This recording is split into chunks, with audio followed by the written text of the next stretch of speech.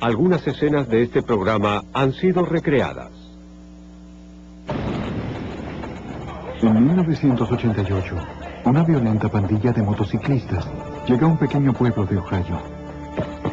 Un conmocionante asesinato ocurre imprevistamente. Cuando la policía se da cuenta de que uno de los motociclistas podría estar involucrado, le pide ayuda a los expertos del FBI. La pandilla parece impenetrable, pero los investigadores están determinados a infiltrarse y hallar a los asesinos.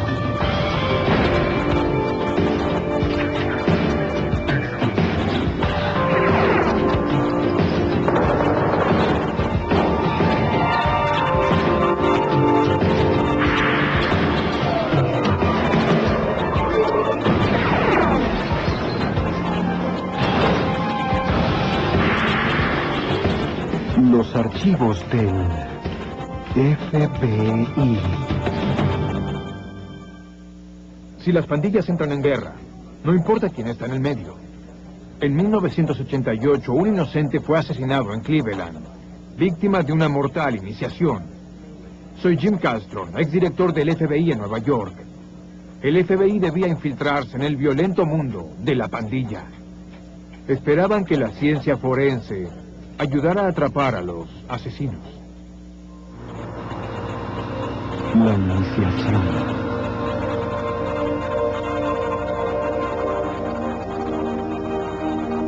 Para la mayoría de los motociclistas, sus motocicletas significan libertad, aventura y diversión. Pero otros se unen para formar peligrosas pandillas. A medida que la cantidad de pandillas creció en la década de 1980, los crímenes violentos que se les atribuían también lo hicieron. Al igual que la mafia, sus empresas criminales llamaron la atención de los escuadrones del FBI, como dice el agente especial Stuart Shove de la oficina del FBI en Cleveland. El problema con las pandillas era bastante grande en todos los Estados Unidos en esa época. Hubo muchos miembros de pandillas de motociclistas aquí en Cleveland. La principal pandilla de motociclistas de Cleveland recaudaba dinero gracias al tráfico de drogas, el robo de cargamentos en las carreteras y la extorsión.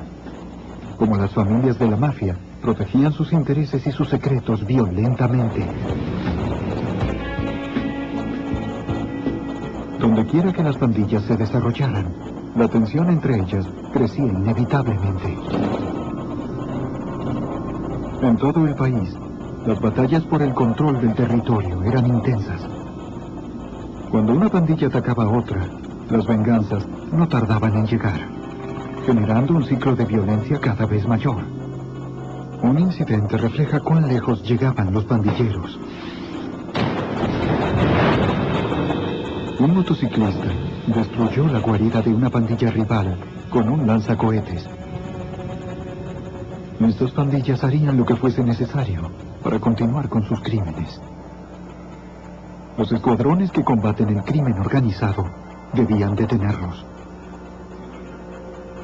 Intentando hallar información acerca de la mayor pandilla de Cleveland, los agentes intentaron vigilarlos, pero no fue muy fácil. Este grupo sabía que estaban siendo vigilados por nosotros y las fuerzas locales. Cuando se reunían en su guarida, ponían a alguien de guardia en el frente del lugar para que vigilara que no hubiese autos sospechosos en las cercanías. Las pandillas protegían al vecindario de las agresiones externas, de modo que los agradecidos vecinos no hablarían con los investigadores tampoco. Puede que la pandilla de Cleveland haya protegido a aquellos que estaban en su vecindario, pero no todos disfrutaban de tal seguridad. Cerca de las 10 de la noche del 27 de febrero de 1988, en el pueblo de Perkins, en las afueras de Cleveland, David Hodlow, un empleado de 28 años, y un compañero de trabajo, cerraron el negocio de música en el que trabajaban. Hodlow se dirigió a un banco cercano a depositar la recaudación del negocio. No sabía que tenía compañía dentro de su camioneta, ni que lo estaban siguiendo.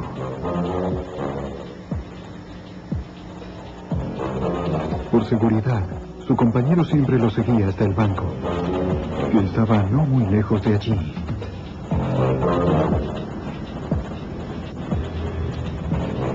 Ninguno de los dos notó al auto oscuro que seguía a Harlow. Cuando llegaron al banco, su compañero estaba 20 segundos detrás de él. El ataque tardó menos tiempo.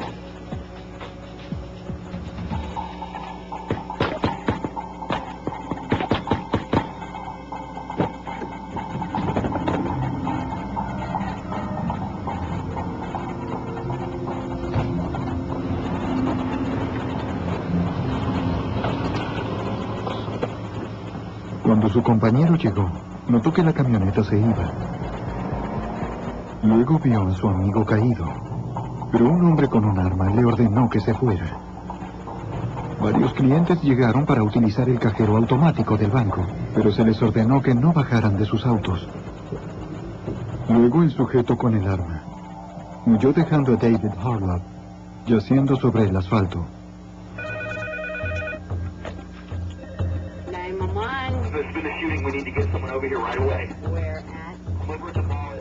En 1988, Perkins era un pequeño pueblo que contaba con solo 11 oficiales de policía en total.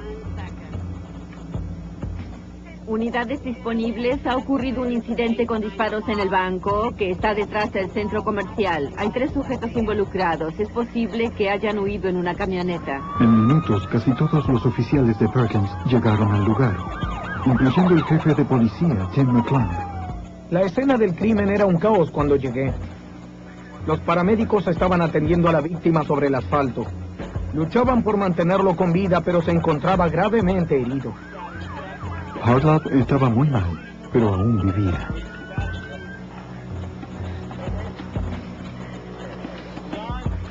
El número de heridas de entrada y salida y la gran pérdida de sangre sorprendieron a los paramédicos. Ninguno de ellos había atendido antes a un herido de bala de tanta gravedad. Lo mejor que pudieron hacer en el lugar fue mantenerlo respirando y mantener la circulación sanguínea. David Harlow llegó con vida al hospital, pero murió 20 minutos después. La policía entrevistó al compañero de Harlow y a los demás testigos.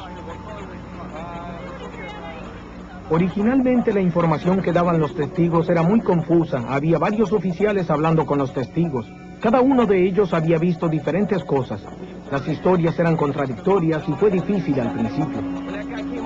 Los investigadores concluyeron con que había 3 sospechosos. Uno en la camioneta, uno conduciendo el auto oscuro y uno que amenazó a los testigos. El compañero lo describió como un hombre de rasgos asiáticos o latinos. Un testigo vio a la víctima caer de la camioneta, la cual huyó luego a toda velocidad. Basados en esa información, llevamos a un perro a la zona para intentar rastrear el área. El olfato del sabueso de McClung los llevó desde el banco hasta un hotel. Nos llevó hasta un hotel a 400 metros y luego hasta un estacionamiento donde descubrí la camioneta. En cuanto comencé a aproximarme a ella, desenfundé mi arma. Claramente el perro ladraba hacia el vehículo, pero McClung y su oficial de apoyo debían estar seguros.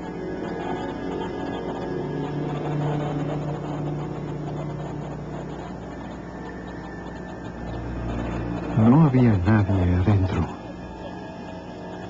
Los oficiales sabían que no debían tocar nada hasta que los expertos en escenas del crimen llegaran al lugar. No estábamos seguros si los sospechosos seguían en la zona, es decir, podían estar entre los árboles. Los expertos comenzaron a investigar la segunda escena del crimen para determinar qué había ocurrido. Algunas balas atravesaron el asiento del conductor, el cuerpo de la víctima y salieron por la puerta del vehículo. Así que surgió la teoría de que lo emboscaron desde adentro, que el asesino estaba detrás de él. Los expertos notaron que había manchas de sangre, la mayoría alrededor del asiento del frente. Tomaron muestras de sangre de cada sector para analizarlas en el laboratorio.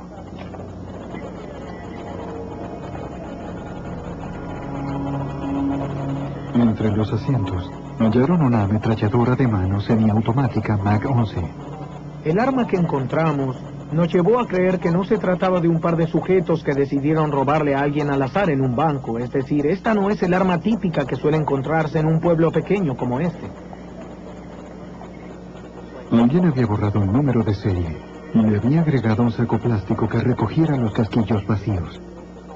La policía halló extraño que un asesino tan minucioso dejara tal arma en la escena. Quizás sintió pánico o estaba herido. La MAC-11 también contaba con un silenciador de fabricación casera.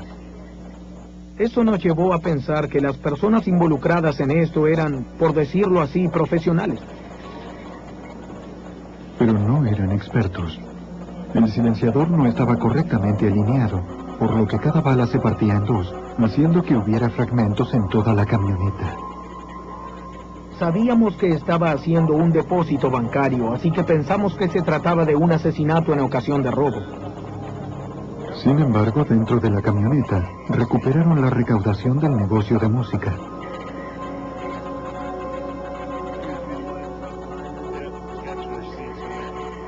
Una vez que hallamos el saco con $4,000 dentro del vehículo, esa teoría fue dejada de lado. Los investigadores obtuvieron múltiples fragmentos de bala y varios proyectiles completos en la escena del crimen.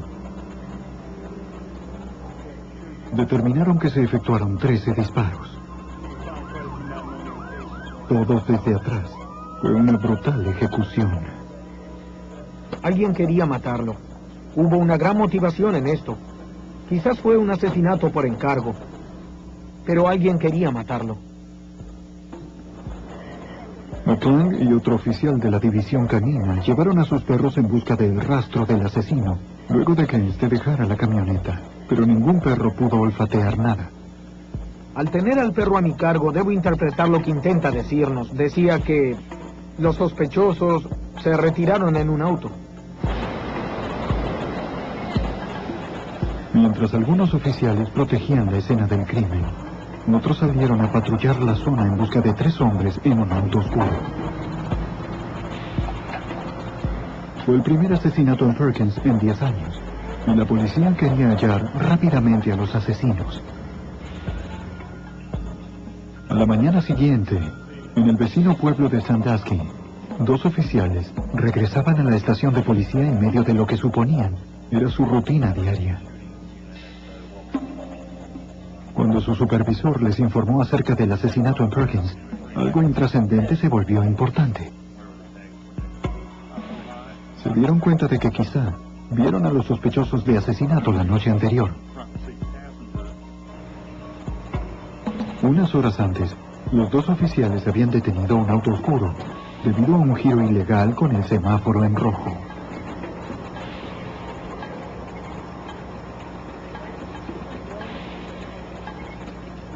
Habían identificado al conductor como Mark Verdi.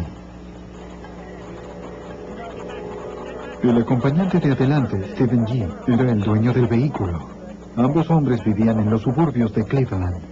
Los oficiales notaron que Jim llevaba un cinturón cuya hebilla era la insignia de una pandilla de motociclistas de Cleveland y un cuchillo de caza, aunque esto no era ilegal.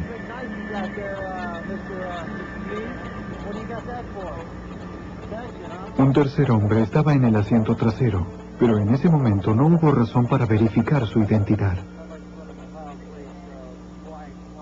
Los oficiales verificaron los antecedentes de Jim y Verdi. Todo estaba en orden. Como no estaban al tanto del asesinato, dejaron ir a los 3 hombres.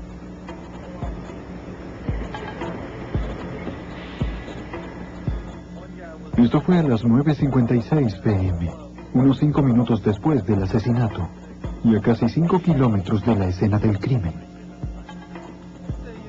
Los oficiales dijeron que el acompañante Stephen G. y el auto coincidían bastante con la descripción dada por los testigos en el banco.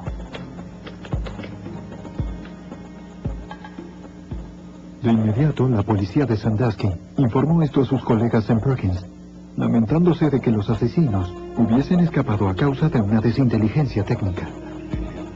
En ese momento, el Departamento de Policía de Perkins y el de Sandusky, ambos en jurisdicciones vecinas, operaban en dos frecuencias policíacas distintas. Los oficiales no sabían de que había ocurrido un asesinato. La hebilla del cinturón fue una pista importante. La policía sabía que quien llevara la insignia de la pandilla casi seguramente era miembro de ella. Alguien que no lo fuera y fuese atrapado usándola se arriesgaba a sufrir un violento castigo, o incluso la muerte. Los investigadores ahora tenían el nombre de los sospechosos, pero si la misteriosa pandilla estaba involucrada, resolver el crimen podría tornarse imposible. Las investigaciones dentro de las pandillas son muy particulares. Estas son muy reservadas. De hecho, una de las pandillas afirma que 3 personas pueden guardar un secreto solo si 2 de ellas están muertas.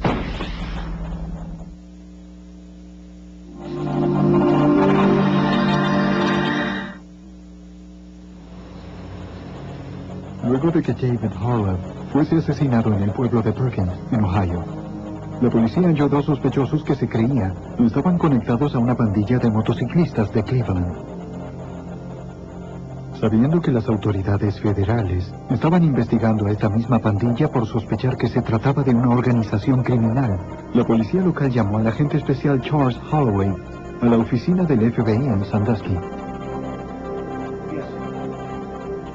El Departamento de Policía de Perkins se contactó con el FBI para ver si podíamos proveerles algún tipo de información de inteligencia acerca de los 2 sujetos que habían detenido los oficiales aquella noche.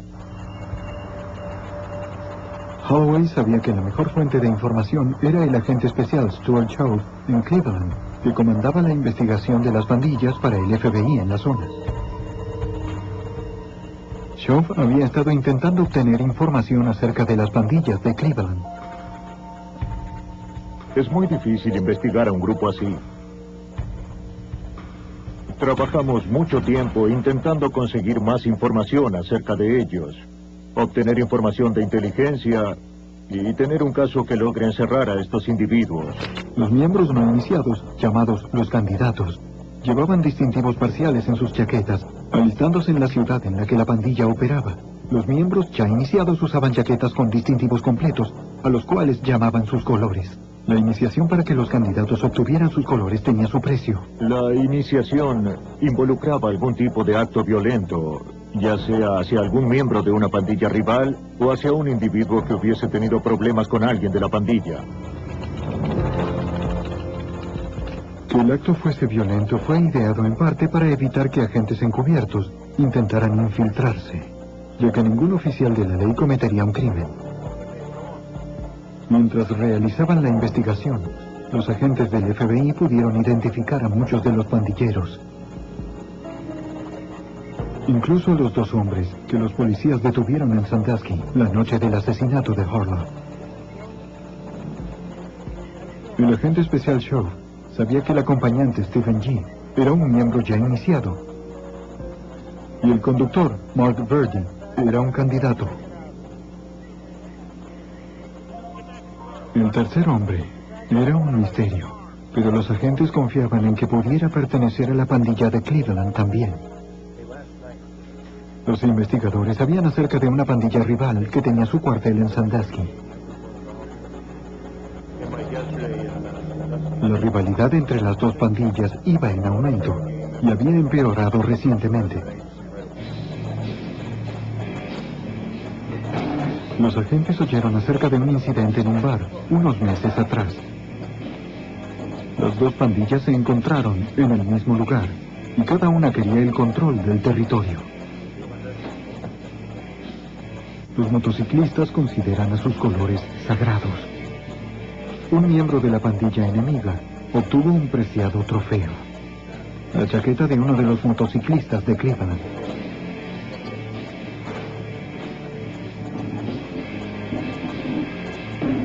Eso fue un grave insulto.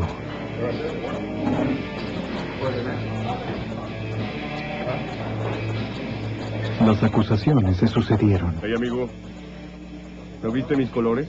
Y nadie quiso ceder. ¿Qué colores? Los colores que estaban en esa silla hace solo 2 minutos. No vi colores, amigo. Había unos colores. ¿Dónde aquí. está el otro? ¿Qué otro? El sujeto delgado.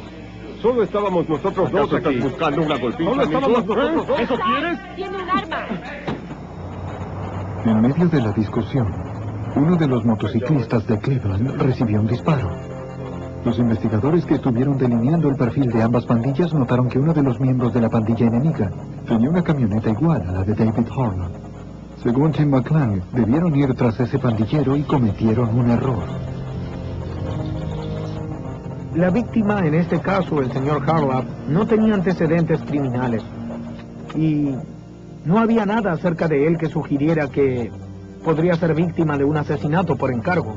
Y que el parecido de los vehículos hizo que los investigadores creyeran que se trataba de un caso de identidad equivocada. El asistente del fiscal, Jim Worley, y los agentes del Escuadrón contra el Crimen Organizado del área de Cleveland decidieron intervenir. Había que hacer varios procedimientos legales, como ir a los jueces y obtener órdenes de registro. Así que, en cuanto supimos que podría tratarse de toda una pandilla, el Escuadrón contra el Crimen Organizado entró en acción para trabajar con el FBI y el Departamento de Policía para coordinar la investigación. El escuadrón tenía tanto una teoría como un motivo, y el nombre de dos de los tres sospechosos, Stephen Gill y Mark Birdie. Necesitaban identificar al tercero y hallar evidencia para encerrar a los asesinos. El agente especial Charles Holloway intentaba identificar al tercer sospechoso y solicitó la ayuda del experto en pandillas, Stuart Shove. El agente Shove nos proveyó de información acerca de G. y Birdie y nos dio los tres nombres de los que según él eran los miembros o candidatos de esta pandilla, que tenían más posibilidades de ser el tercer hombre que iba en el auto.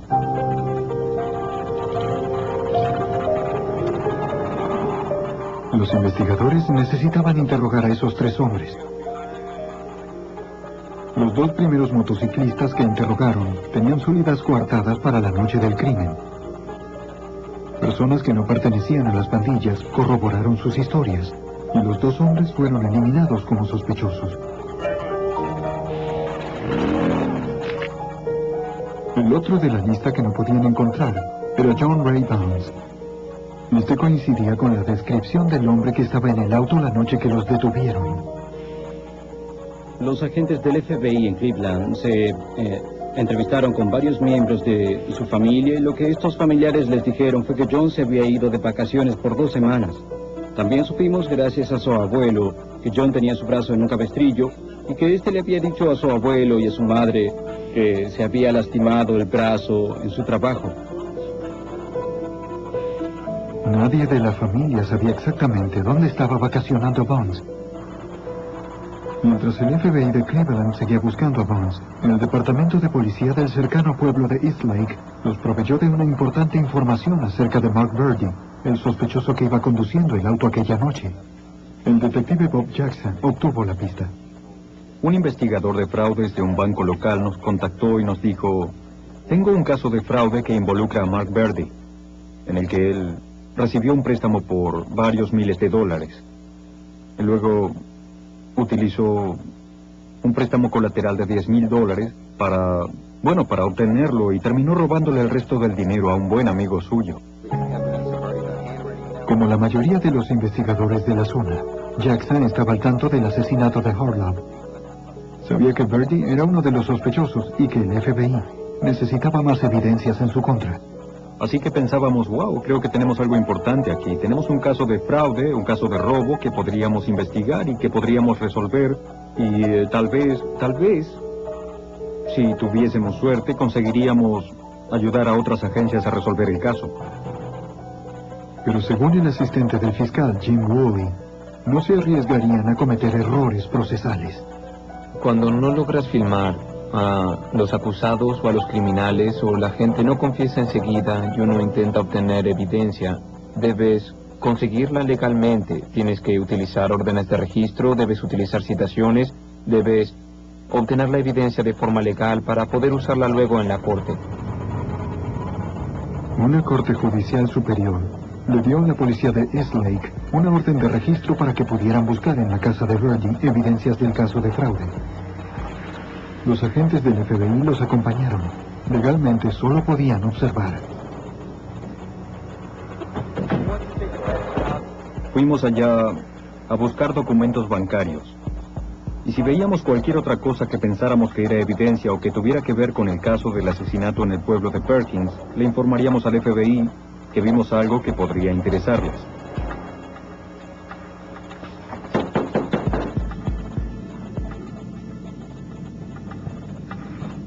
Señora Verdi, detective Jaxa de la policía, el detective Boris. Tenemos una orden de registro para su casa. Cuando le explicaron de qué se trataba la orden y cuáles eran sus derechos, los dejó pasar. Pero la orden estaba a nombre de Mark Verdi, así que decidieron esperarlo.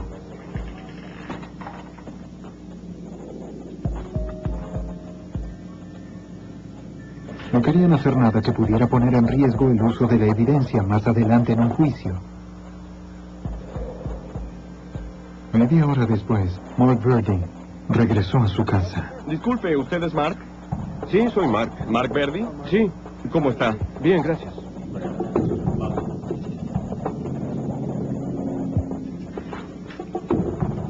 Hey Mark, ¿cómo está? Bien, déjenlo pasar. Tenemos una orden de registro para su casa. Hay agentes federales conmigo y detectives de Eastlake. No parecía alterado por la presencia policial. Supo acerca del caso de fraude en su contra y de que con la orden podían registrar toda su casa.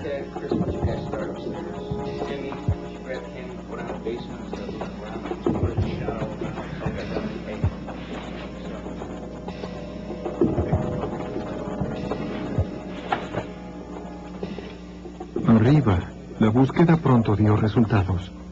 Cuando los oficiales hallaron papeles relacionados con el fraude al banco.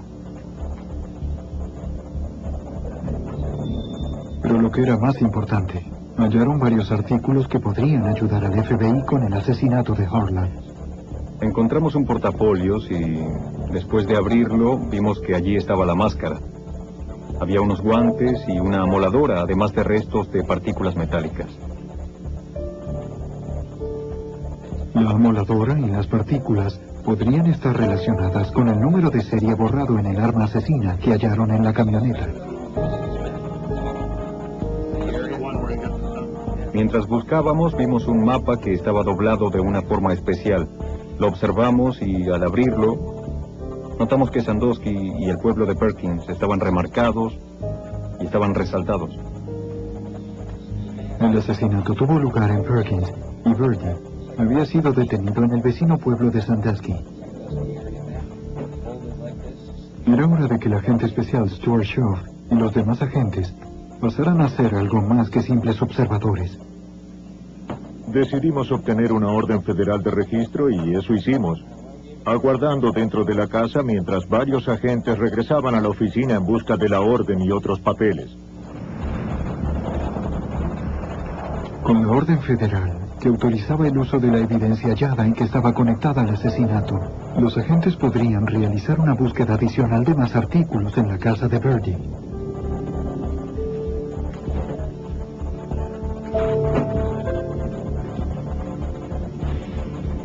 No tardaron demasiado en hallar más evidencia incriminatoria, incluyendo una ametralladora semiautomática MAC-11, el mismo modelo que el arma asesina. Su número de serie estaba borrado del mismo modo que en el arma del asesino.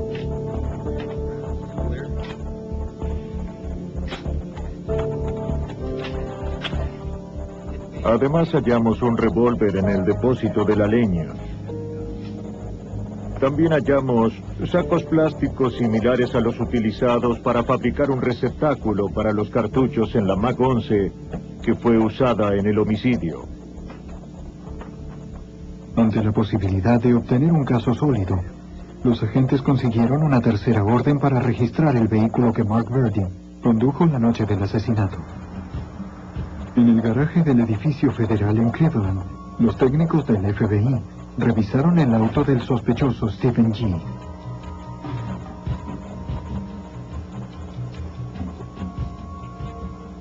Tras 2 semanas, el auto aún contenía evidencia para el agente especial Holloway. Durante el registro hallamos 2 casquillos de 9 milímetros en el vehículo. El calibre de 9 milímetros era utilizado en la MAC-11.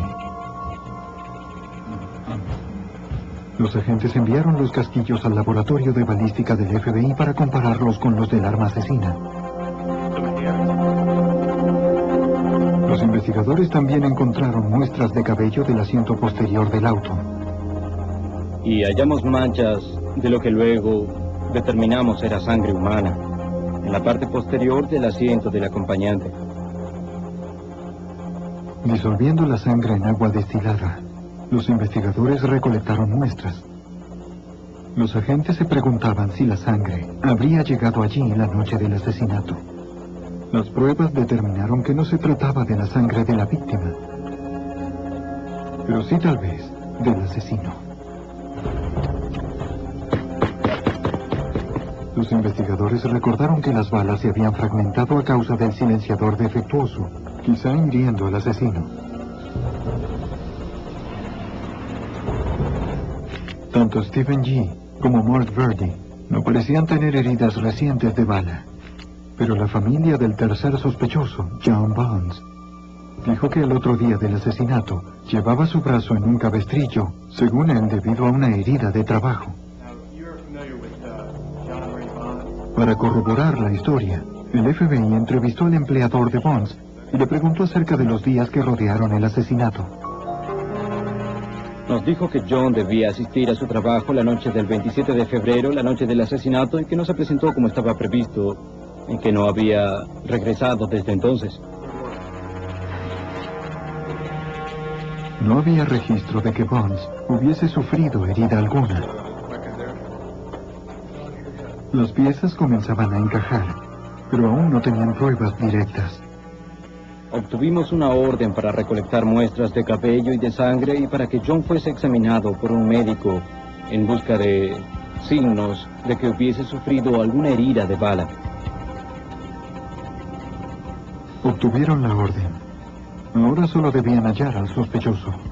En la búsqueda de un fugitivo, uno se entrevista con la familia, amigos, se mantiene en contacto con sus empleadores, vigila su casa y otros lugares que suele frecuentar, como su guarida, sus compañeros, los bares a los que se sabe que asiste, y todo eso fue hecho para hallar a John Bones sin resultados.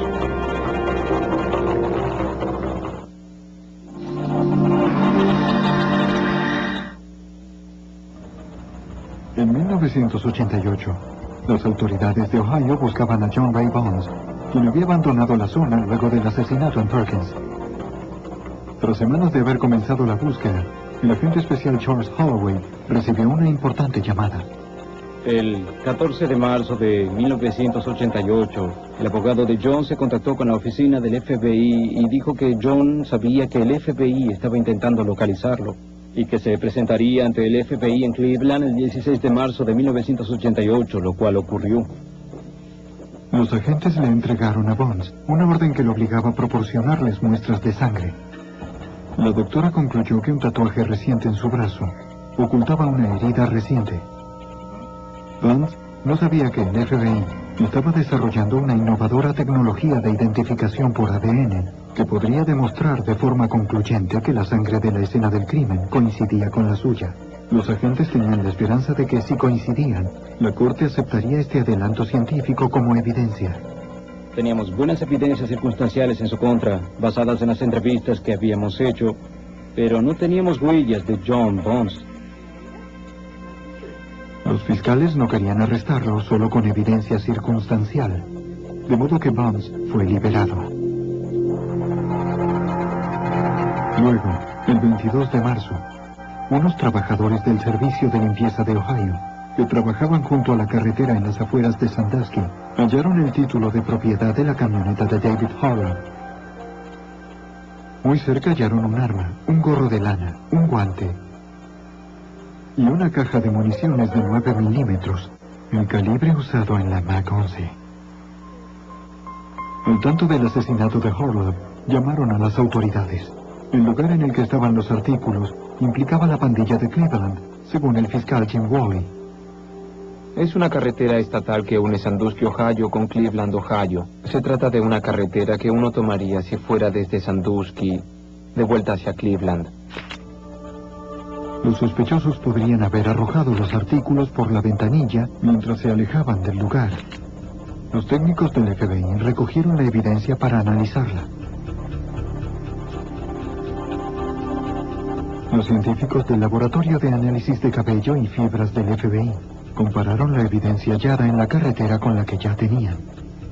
Las mismas fibras que pertenecían al guante fueron halladas en el arma homicida. Esas mismas fibras fueron halladas en una camisa que obtuvimos en la casa de Mark Verdi durante el registro que se hizo allí el 9 de marzo. Y esas fibras también fueron halladas en el tapizado de la camioneta de David Harlow.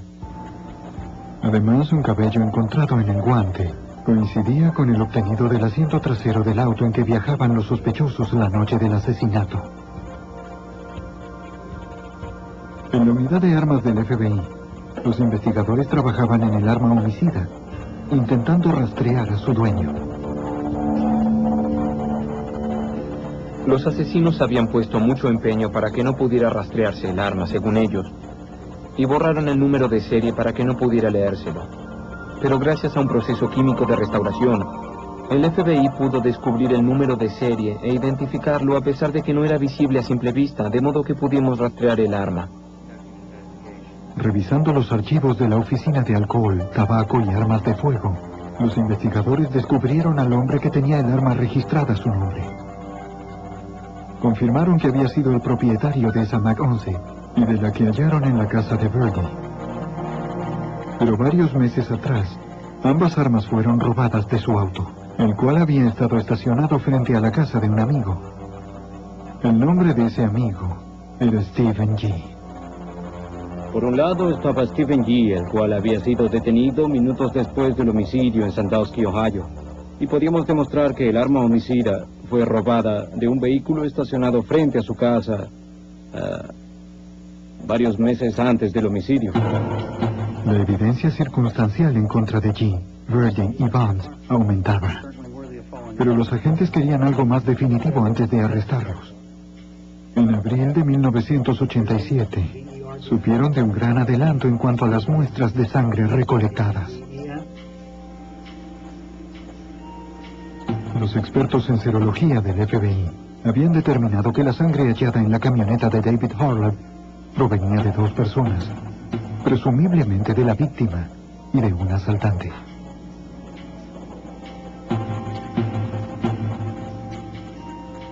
Los investigadores compararon la sangre hallada en la camioneta de la víctima con la que recolectaron en el auto del sospechoso.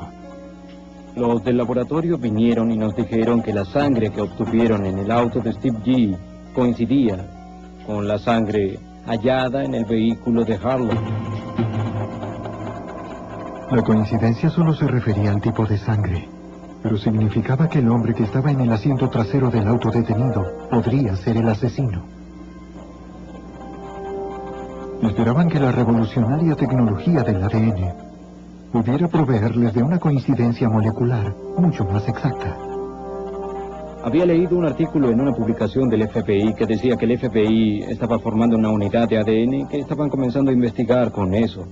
Así que, como había sangre, en nuestro caso, la cual creíamos que podría coincidir con la del sospechoso, me contacté con el jefe de sección que estaba a cargo de formar esa unidad y le hablé de la posibilidad de hacer un análisis de ADN para este caso.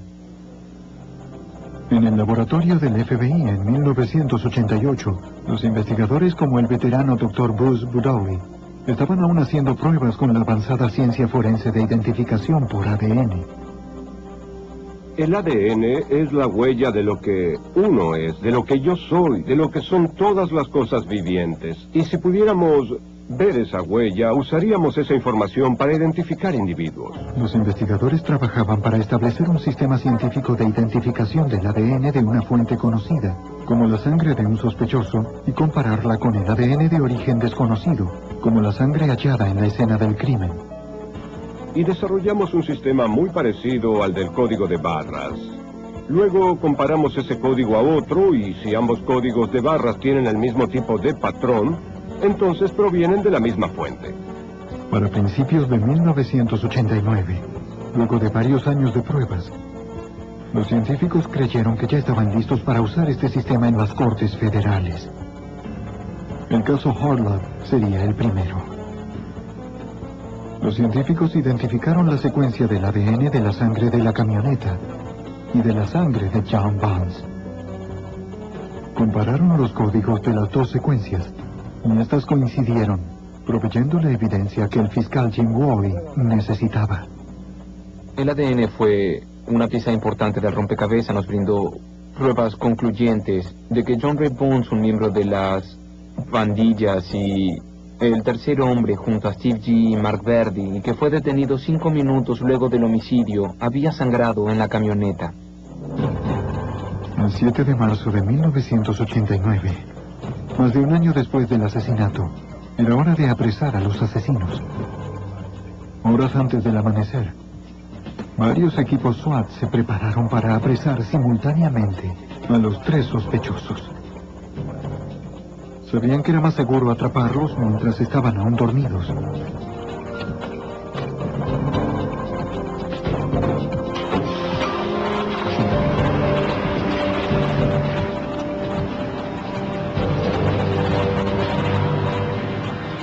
Los equipos se reunieron en los domicilios de G, Verdi y Barnes. Esperaban atraparlos antes de que pudieran advertirse entre ellos y así escapar. Un equipo entró en la casa de Verdi, mientras que otro lo hizo en la casa de G.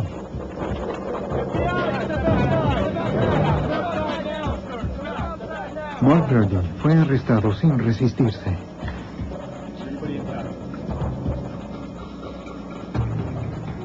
Al mismo tiempo, a 32 kilómetros de allí, su compañero en la pandilla, Stephen G., también fue arrestado. Pero el tercer sospechoso, John Ray Barnes, no estaba en casa, ni estaba con ningún familiar conocido. El hombre que los investigadores pensaban era un despiadado asesino. Había desaparecido.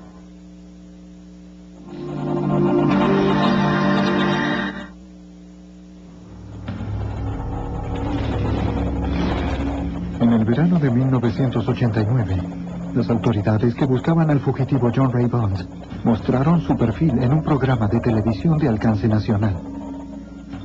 En él se describía a Barnes, a sus tatuajes y a los lugares que frecuentaba, con la esperanza de que alguien en alguna parte hubiera reconocido al sospechoso de asesinato. En la tarde del 8 de noviembre de 1989, el dueño de un bar en Paducah, Kentucky, vio a Barnes. Recordó los tatuajes de las manos del fugitivo que vio en el programa de televisión e hizo una llamada. Se contactó con el alguacil del lugar, quien llamó a las oficinas del FBI en Paducah. Estaban listos para arrestar a Barnes, pero debían ser cuidadosos, de acuerdo con el agente especial Stuart Shaw. Sintieron que probablemente les traería problemas entrar al bar en ese momento, ya que había muchos motociclistas allí dentro y no querían tener ningún tipo de enfrentamiento. Creyeron que sería mucho más seguro bloquear los caminos adyacentes. El FBI, la Policía Estatal de Kentucky y los oficiales locales montaron un falso accidente de tránsito en uno de los caminos que va del bar a un conocido lugar de reunión de los motociclistas del lugar. Cuando Barnes y otro pandillero salieron del bar, los agentes los siguieron. Tal como lo esperaban, los dos se dirigieron hacia este sitio y se encontraron con el camino bloqueado. Un oficial les dijo que continuaran. Y un policía de incógnito se puso detrás de ellos. A pesar de que no lo sabía, Barnes estaba rodeado.